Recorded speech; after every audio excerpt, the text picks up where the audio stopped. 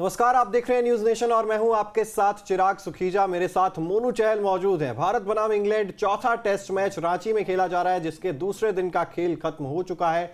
Team India ने 219 run बनाए हैं 7 विकेट के नुकसान पर। इंग्लैंड से अब भी 134 रन टीम इंडिया पीछे है और कहीं ना कहीं रांची टेस्ट टीम इंडिया के हाथ से दूर जाता हुआ दिखाई दे रहा था। लेकिन ध्रुव जुरेल और कुलदीप यादव ने वो थोड़ी सी उम्मीद जरूर दिखाई है, थोड़ी सी उम्मीद जरूर जगाई है। लेकिन क्या टीम इंडिया रांची टेस्ट में पास हो पाएगी, ये देखने वाली बात होगी। आज दूसरा दिन था इस टेस्ट मैच का और इस दूसरे दिन में अगर हम बात करें तो पूरी तरीके से ये दिन इंग्लैंड के नाम रहा। टीम इंडिया के एक के बाद एक विकेट्स गिरते चले गए पतझड़ की तरह और टीम इंडिया मुश्किल में भी नजर आई है।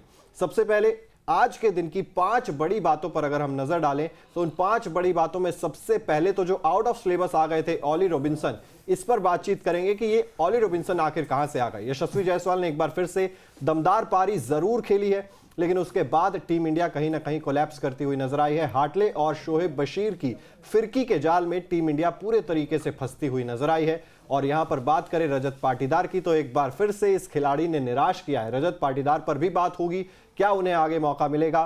और ध्रुव जुरेल और कुलदीप यादव डटे हुए हैं, इस पर भी चर्चा की जानी जरूरी है कि किस तरीके से आज के दिन आखिरी सेशन में ध्रुव जुरेल और कुलदीप यादव ने बल्लेबाजी की है और क्या कल के दिन ये उसी तरीके से इस बल्लेबाजी को कंटिन्यू कर पाएंगे या नहीं कर पाएंगे। मोनू, रांची टेस्ट एक दिन ऊपर जाता है, अगले दिन नीचे आता है। ये पूरी टेस्ट सीरीज इसी तरीके से रही है कि आज हम खुश होते हैं, कल हम निराश होते हैं। अब आज तो निराश हो गए, क्या कल खुश हो पाएंगे?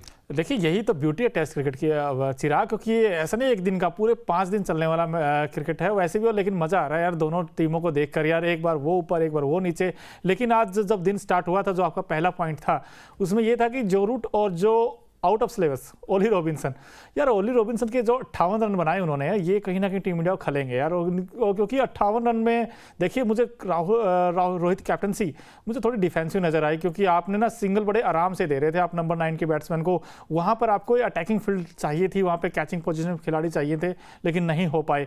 और आकाशदीप देखिए, आज भी उन्होंने अच्छी गेंदबाजी की, लेकिन चिराग थोड़ा सा भी ना मैच 60-40 हो गया है, 60% इंग्लैंड के फेवर में है। आप अभी भी 40 मान रहे हैं इंग्लैंड इंडिया के फेवर में, ये भी मेरे लिए बहुत शॉकिंग खबर है, क्योंकि 134 रन इंग्लैंड अभी भी आगे है। और जिस तरीके से इंडिया की बल्लेबाजी कोलैप्स की है, वो कहीं ना कहीं ये दिखा रहा है कि अब तीसरा जो दिन है वो काफी ज्यादा क्रूशियल और शायद डिसाइडिंग भी हो सकता है इस टेस्ट मैच के लिए। अब यशस्वी जायसवाल की बात करनी भी यहाँ पर जरूरी है, क्योंकि एकमात्र ऐसे खिलाड़ी जो अर्धशतकीय है। पारी जिन्होंने खेली है, 73 रन बनाए 117 गेंदों का सामना करते हुए, 8 चौके 1 छक्का, 62.39 की स्ट्राइक रेट से। अब यशस्वी जायसवाल जब भी खेलते हैं, ये खेलते हैं तन मन धन पूरा लगाकर, और ये खिलाड़ी ऐसा है जिसने 600 रन इस सीरीज में पूरे कर लिए हैं। और यशस्वी जायसवाल एक बार फिर से चमके हैं, लेकिन बाकी के बल्लेबाज जब इर्द गिर्द बल्लेबाजी करते हैं तो वो कहीं ना कहीं थोड़े से कामयाब साबित नहीं हो पा रहे हैं। तो यशस्वी जायसवाल के बारे में सबसे पहले बात करनी जरूरी है। मोनू, इस बल्लेबाज के बारे में क्या कहोगे यार? यार यशस्वी जायसवाल ने आज फिर कमाल किया है, और जायसवाल की अच्छी बात मुझे ये लगी है कि वो लेट कट बहुत खेलते हैं, क्योंकि विकेट ऐसा है, हम बार बार इस पर बात कर रहे हैं, क्योंकि बहुत मुश्किल विकेट है। यहाँ पर वो बैट्समैन कामयाब होगा जो थोड़ा सा ना सीधे बल्ले से खेलेगा, जो स्क्वेयर द विकेट अच्छा खेलेगा, जो लेट कट खेलेगा, क्रीज की डेप्थ का अच्छा यूज करेगा। अब जायसवाल ने विद द स्पिन, चाहे आप टॉम हार्टली हो या फिर आपके जो दूसरे गेंदबाज है बशीर, जो बड़े इफेक्टिव रहे थे इस विकेट पर, तो उनको भी थोड़ा पीछे हट के खेले हैं और ये 73 बनाए। मुझे तो ये था कि 100 बना देंगे, लेकिन थोड़ा सा मुझे जायसवाल फंसे थे बस उनके सामने, ओली रॉबिन्सन के सामने।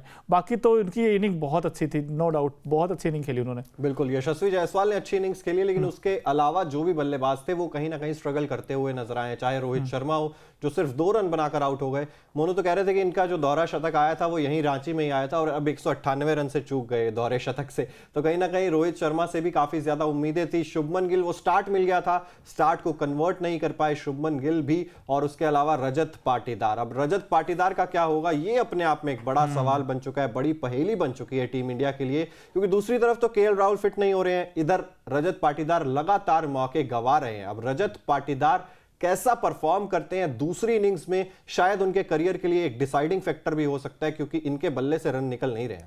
बिल्कुल, और आज भी बड़ा डिसअपॉइंट किया, और जिस तरीके से आउट हो रहे हैं वो सवाल खड़े कर रहे हैं। आप कैजुअल अप्रोच है बिल्कुल, क्योंकि आप या तो छोटी गेंद पर आउट होते हैं या फिर आज भी देखिए, हालांकि ये मानते जरूर है कि ये विकेट में स्लो एंड लो है, तो विकेट बहुत नीचा रहा था वो गेंद, लेकिन आपको थोड़ा सा ना वो कहते हैं जिगरा दिखाना पड़ता है। आप आगे गेंद को पीछे खेलोगे तो कैसे काम चलेगा। रजत पाटीदार साहब, रन बनाने पड़ेंगे आपको अगर टीम में फिट होना है तो, क्योंकि केएल राहुल आ जाएंगे वापस। अब रजत पाटीदार के अगर आप स्कोर कार्ड देखें पूरी सीरीज में 60 या 62 रन है 5 इनिंग में, तो ये इस खिलाड़ी के साथ जस्टिफाई नहीं करता है। और भी तब जब आप डोमेस्टिक में इतना अच्छा करके आए हैं, आपका बल्ला चमका है, तभी आप टीम इंडिया में आए हो, तो यार आपको ना देवदत्त पडिक्कल से पहले प्रेफरेंस दी गई थी टीम में, तो आपने उस मौके को भुनाया नहीं है। बिल्कुल, और लैक ऑफ कॉन्फिडेंस कहीं ना कहीं नजर आता है, वो प्रेशर नजर आता है रजत पाटीदार के ऊपर कि अगर रन नहीं बनाऊंगा तो शायद टीम से बाहर कर देंगे। अगर आप प्रेशर लेके खेलोगे तो फिर इसी तरीके से प्रदर्शन करोगे और डेफिनेटली टीम से बाहर हो जाओगे। तो वहां पर तो क्वेश्चन मार्क रहता है, यहां पर तो रन नहीं बनाएंगे तो डेफिनेटली टीम से बाहर हो जाएंगे। अब सवाल ये भी है कि केएल राहुल अगर 5वें मैच में आ भी जाते हैं या नहीं भी आते हैं, तो भी क्या रजत पाटीदार को मौका दिया जाएगा, क्योंकि देवदत्त पडिक्कल उस क्यू में अब सबसे आगे नजर आ रहे हैं। रजत पाटीदार पे सवाल जरूर रहने वाला है, लेकिन उसके अलावा एक टेक्टिकल सी चीज की रोहित शर्मा ने। अब यशस्वी जायसवाल बल्लेबाजी कर रहे थे, दूसरी तरफ से विकेट गिरा तो रविंद्र जडेजा को भेज दिया। 2 लेफ्ट हैंडर्स आए और रविंद्र जडेजा आज क्या खाकर आए थे, मतलब पता नहीं यार, पिछले मैच बॉल खा के आए थे। हो सकता है पिछले मैच के हीरो थे, वो मैन ऑफ द मैच रहे थे। उन्होंने 112 रन की पारी खेली थी, उसके बाद उनको प्रमोशन मिला था। आज फिर नंबर 4 पर उनको प्रमोट किया गया, लेकिन नंबर 4 पर आते ही ना वो जो उड़ाने वाली जो प्लानिंग थी वो सक्सेस नहीं हो पाई, और आज भी वो शोएब बशीर का शिकार बने। और शोएब बशीर ने देखिए पहले जो 5 विकेट गिरे उनमें से 4 विकेट शोएब बशीर के थे। कितने इफेक्टिव रहे हैं। डेब्यू में जब आए थे तो इन्होंने 4 विकेट झटके थे, उसमें रोहित का विकेट था। आज तो रोहित को छोड़ दिया, लेकिन बाकी चारों के विकेट ले लिए, चाहे उसमें जायसवाल हो, शुभमन गिल हो, रजत पाटीदार हो और रविंद्र जडेजा हो। इनफैक्ट उसमें बैट और पैड दोनों लगे थे और बड़े अनलकी रहे जडेजा, लेकिन जब आए थे 2 छक्के लगाए थे, मुझे ये था कि आज तो जडेजा ना कुछ करेंगे करामाती, लेकिन ऐसा हो नहीं पाया। कुछ ना कुछ कर गए वो ये आप कह रहे थे ना, कुछ ना कुछ करेंगे, यही करने आए थे। 2 छक्के 2 गेंदों पर लगाए और उसके बाद अपना विकेट फेंक कर चले गए। तो रविंद्र जडेजा से थोड़ी सी ज्यादा उम्मीद की जाती है। हालांकि गेंदबाजी में सबसे ज्यादा उम्मीद रजत पाटीदार से ही होगी, लेकिन उससे पहले अब ध्रुव जुरेल और कुलदीप यादव क्रीज पर मौजूद है। अभी भी वो कुलदीप यादव कहते हैं हमेशा मैं क्यों फंसता हूं, नाइट वॉचमैन की तरीके से फंस जाता हूं, या फिर अब प्रॉपर बल्लेबाजी आई है तब भी मैं ही रात्रि का पहरेदार मैं ही हूं। अब ये पार्टनरशिप क्या 134 को कितना कम कर सकती है मोनू, क्योंकि यहां पर अगर जल्दी विकेट्स निकाल लिए इंग्लैंड ने तीसरे दिन की शुरुआत में, कहीं ना कहीं टीम इंडिया पूरे तरीके से बैकफुट पर आ जाए। बिल्कुल, अभी भी इनफैक्ट बैकफुट पे है, क्योंकि 219 बनाए हैं, 7 आउट आपके हो चुके हैं। लेकिन कुलदीप यादव की तारीफ करनी पड़ेगी, जैसे आपने कहा कि नाइट वॉचमैन, अच्छे नाइट वॉचमैन है ये तो 70+ गेंद खेल चुके हैं। और उस तरफ से ध्रुव जुरेल, उनसे बड़ी उम्मीदें होंगी, क्योंकि आज ध्रुव जुरेल के पास ना स्टार बनने का मौका है। आज कहते हैं ना रातों में स्टार कौन बनता, तो आज ध्रुव जुरेल वो काम कर सकते हैं, क्योंकि टीम इंडिया इस वक्त नीचे लगा हुआ। तो ऐसे में अगर ध्रुव जुरेल एक अच्छी नॉक खेल देते हैं, 70-80, हम तो चाहेंगे 100 बनाए, लेकिन अगर ऐसे सिचुएशन में आकर जैसे जो रूट ने वो काम किया था, क्योंकि उनके भी जल्दी आउट हो गए थे, 112 पर 5 हो गया था इंग्लैंड, लेकिन वहां से जो रूट ने वो जो पारी खेली 106 रन उसमें बनाए थे, लेकिन उसके बाद 122 बनाए आज वैसे, लेकिन 6 रन जो उसने पहले दिन बनाए थे, वैसी कुछ पारी अगर ध्रुव जुरेल खेल देते टीम इंडिया के लिए, तो कहीं ना कहीं भारतीय टीम इस मैच में वापस आ जाएगा। लेकिन तभी आएगा जब आपके जो 3 विकेट है इनके ऊपर सब कुछ डिपेंड करेगा, और जो पहला सेशन होगा चिराग, वो बड़ा इंपॉर्टेंट होगा। लेकिन अब एक सवाल मैं आपसे भी ये भी पूछना चाहता हूं, जैसे जो रूट ने 122 बनाए, वो जो इस तरीके पॉजिटिव इंटेंट दिखाया, आपको नहीं लगता कि टीम इंडिया ने जो ये विकेट दिया है, वाइजैग में बड़ा अच्छा विकेट था, राजकोट में अच्छा विकेट था, लेकिन यहाँ पे थोड़ा सा ना वो कहते हैं ना रैंक टर्नर बनाकर टीम इंडिया कहीं खुद ही गड्ढे में गिर गई। मोनू, रैंक टर्नर मैं इसे नहीं कहूंगा। रैंक टर्नर वो होता ना कि एक गेंद पड़ के बहुत ज्यादा टर्न हो रही है, यहाँ पर बाउंस अनइवन जरूर है, अनइवन भी नहीं कहूंगा, लो बाउंस ही है। तो रांची में लो बाउंस है, लेकिन वही तो हम लगातार इस सीरीज से पहले भी बात कर रहे थे ना कि यार इंडिया गड्ढे बनाएगा तो सबसे पहले तो उन गड्ढों में हम ही गिरते हैं ना। हमारे बल्लेबाज क्या गड्ढों के लिए तैयार थे? मेरे हिसाब से तो हमारे बल्लेबाज खुद ही गड्ढों के लिए तैयार नहीं थे। अब हम खुद ही अगर इस तरीके की पिचेस के लिए तैयार नहीं है, तो फिर हम क्या एक्सपेक्ट करते हैं? क्या आप पूरी तरीके से वो स्पिनर्स गेम ही बनाना चाहते हैं कि भाई जडेजा आ जाएंगे, अश्विन आ जाएंगे, वही विकेट्स निकाल कर देंगे और उसी से ही हमें मैच जीतना है। हमारे बल्लेबाज रन बनाए या ना बनाए उससे हमें कोई फर्क नहीं पड़ता। अब वो इस तरीके की पिच जो है, वहां पर आपका जो असली टेस्ट होता है ना, वो होता है कि आप किस तरीके से अपने पेशेंस के साथ या किस तरीके से इंटेंट दिखाते हैं आगे की गेंद को, क्या आपका सॉलिड डिफेंस आप दिखाते हैं, पीछे की गेंद को आप किस तरीके से खेलते हैं। ये सबसे बड़ी चुनौती जरूर थी और टीम इंडिया कहीं ना कहीं पिच के अंदर ही अपने जाल जो बुनती है ना, उसी के अंदर खुद ही फंसती हुई नजर आ जाती है। लेकिन ये 7 का फेर क्या है मोनू, ये 7 विकेट जब गिरती है, इंग्लैंड की गिरी 7 के बाद 8वीं विकेट के लिए 102 रन की पार्टनरशिप, यहां पर 7 विकेट गिरी, अब 100 से ज्यादा गेंदें खेल चुके हैं, वो 50 के आसपास की पार्टनरशिप हो चुकी है। ये 7 के बाद क्या ट्रैफिक जैम है, ब्रेक क्यों लग जाती है? ट्रैफिक जैम इसलिए क्योंकि जो नंबर 9 बैट्समैन है वो बड़ा इफेक्टिव है, वहां से ओली रॉबिन्सन है, यहाँ से कुलदीप यादव है। और कुलदीप यादव की अच्छी बात मुझे लगती है वो इस तरीके से खेलें अब तक, शोएब बशीर हो चाहे एंडरसन हो, जैसे एक प्रॉपर बैट्समैन खेलता है, जैसे कि नंबर 2 नंबर 4 का बैट्समैन रजत पाटीदार से नहीं वैसा खेला गया जैसे कुलदीप यादव खेल रहे हैं इस वक्त। क्योंकि कुलदीप यादव बैट और पैड को एक साथ लाके, जब हम कहते हैं ना कॉपी बुक स्टाइल, वो कॉन्फिडेंस दिखा रहे हैं, वो बता रहे हैं ध्रुव जुरेल को कि आप पहली गेंद पे सिंगल ले लेंगे तो 5 गेंद मैं खेल लूंगा, मुझे कोई इशू नहीं है। और इनका तो अच्छा डिफेंस मुझे नजर आया कुलदीप यादव का। बिल्कुल, और एक बार फिर से देखिए, अभी हमें ये 3 विकेट बचाकर बल्लेबाजी जरूर करनी है। हमें पता है कि 134 रन की लीड अभी भी है इंग्लैंड के पास, इसको सबसे पहले तोड़ना जरूरी है। लेकिन दारोमदार कल आएगा एक बार फिर से इंडियन स्पिनर्स के ऊपर ही, और वो जो आते ही हम कहते हैं ना कि यार बेन डकेट आएंगे, जैक क्रॉली आएंगे, उल्टे सीधे शॉट्स लगाएंगे, कभी रिवर्स स्वीप लगाएंगे, कभी स्वीप लगाएंगे, उसमें ये जो लो बाउंस है ना, वो कहीं ना कहीं उतना ज्यादा आप उससे मदद ले नहीं पाएंगे, क्योंकि स्वीप झाड़ू लगानी है आपको तो नीचे से ही लगानी है। वो जितनी ज्यादा लो बाउंस होगी उतना ज्यादा बेन डकेट के लिए मेरे हिसाब से फायदेमंद चीज हो जाएगी।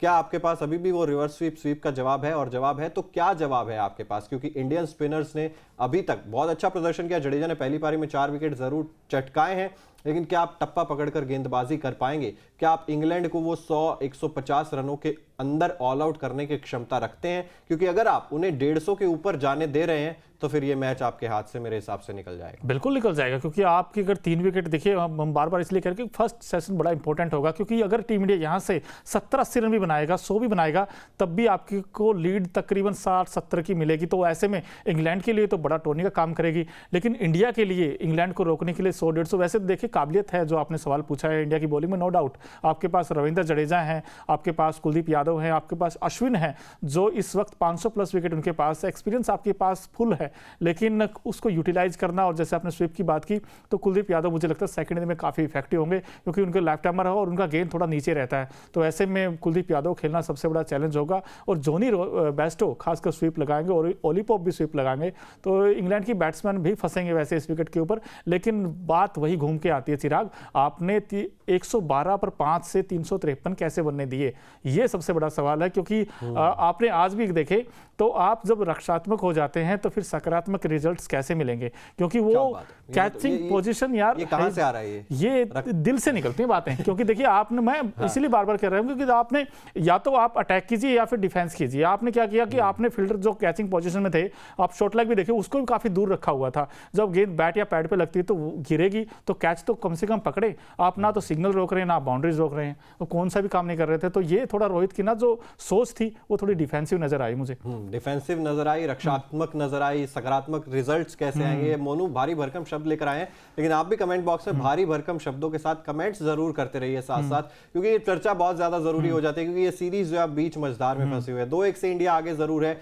लेकिन अगर रांची टेस्ट हम लोग हार जाते हैं तो फिर धर्मशाला में वो डिसाइडर हो जाएगा। और टीम इंडिया नहीं चाहेगी कि वो डिसाइडर हो जो धर्मशाला वाला मुकाबला हो, क्योंकि हम सभी जानते हैं कि सीरीज को सील करना यहाँ पे सबसे ज्यादा इंपॉर्टेंट हो जाता है। अभी फिलहाल टीम इंडिया बैकफुट पर है, लेकिन जैसे जैसे हमने पिछले टेस्ट में देखे हैं या पिछली पूरी सीरीज अगर हम उठाकर देख लें तो दिन प्रतिदिन खेल जो है वो बड़ी तेजी से बदल जाता है। और यही उम्मीद रहेगी ध्रुव जुरेल से और कुलदीप यादव से। अब कुलदीप यादव ने गेंदें बहुत सारी खेल ली हैं, लेकिन क्या उनका काम कल भी यही होगा मोनू कि आप आइए थोड़ा टिकिए, ध्रुव जुरेल को मौका दीजिए? लेकिन ध्रुव जुरेल ने भरोसा जताया दूसरी तरफ कुलदीप यादव पर। ऐसा नहीं है कि वो आखिरी 2 गेंदों पर सिंगल ले रहे हो, वो कहते हैं कि नहीं आप पूरा ओवर खेलिए, मैं आप पर भरोसा जता रहा हूं। बिल्कुल, लेकिन ध्रुव जुरेल की रिस्पॉन्सिबिलिटी बनती है, क्योंकि वो टेल के साथ कैसे बैटिंग करते हैं। एक अच्छा बैट्समैन वो होता है जो टेल के साथ एक अच्छा कंबाइन करके रन बनाए। अब ध्रुव जुरेल ने कॉन्फिडेंस दिखाया, उन्होंने एक स्टेप आउट करके छक्का भी लगाया है वैसे, तो उनमें वो है, उनमें वैसे पैसन भी है, वो अग्रेशन भी है, उन्होंने डोमेस्टिक में अच्छे रन बनाए भी हैं।